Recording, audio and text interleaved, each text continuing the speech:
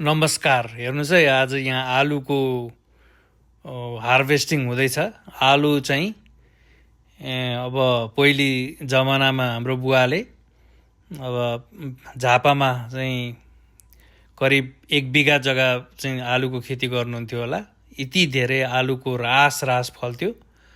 अहिले यहाँ चाहिँ जम्मा 3 ड्याङ आलु फल्दैछ। 3 ड्याङ आलु लगाएको छ, तर त्यसको पनि यहाँ भिडियो बनाइँदैछ। जमाना छ सोसल मिडियाको, जमाना छ देखावटीको।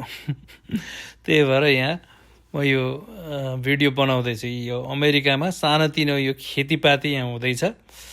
अब यसो त बनाउनै पर्यो, विकेन्डको दिनमा यसो रमाइलो।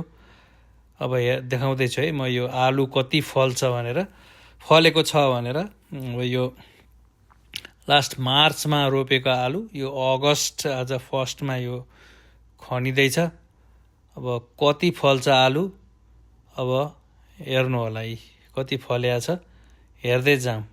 लास्टमा आएर जम्मा यति फलेछ है।